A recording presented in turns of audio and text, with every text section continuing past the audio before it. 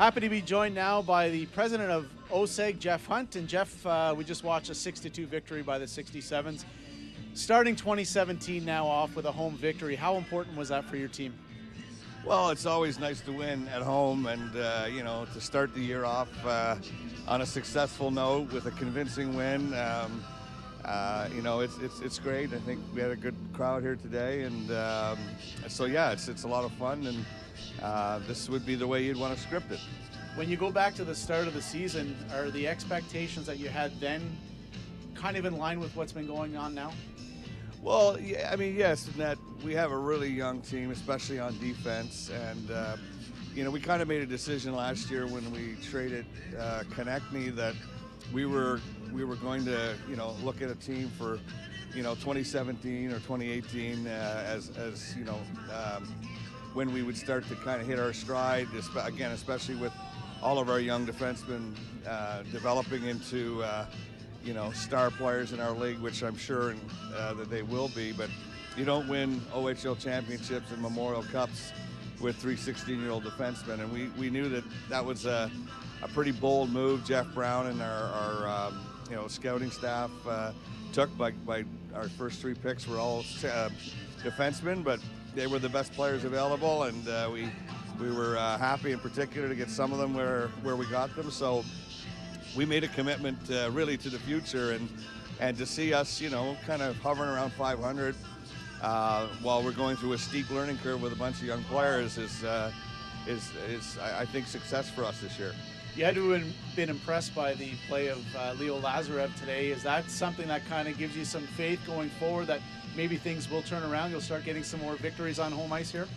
Yeah, well, I don't know if you could say anybody had more of an impact over our win today than Leo, and we do benefit from strong goaltending no matter who we go with, and Leo stood up today and helped us win, and that's what you want from a good goalie is to help you win games, or in some cases win them on your own. Now, our guy still scored 6 goals, but if it wasn't for his performance, we might be having a different conversation. Now, going back to kind of the youth of this team, I know that there was thought at some point of putting in a bid to host the 2018 Memorial Cup. Did the age factor come into play to not bid for that? Yeah, you know what, as we got closer to it and you start really getting into the weeds and the details, and you realize that we're not going to be there. For that Memorial Cup, our 3 16-year-old defensemen are going to be 17. Yeah. So it's just not enough maturing time. And, one of the key factors in winning a Memorial Cup bid is demonstrating that you have a Memorial Cup caliber team. Sure.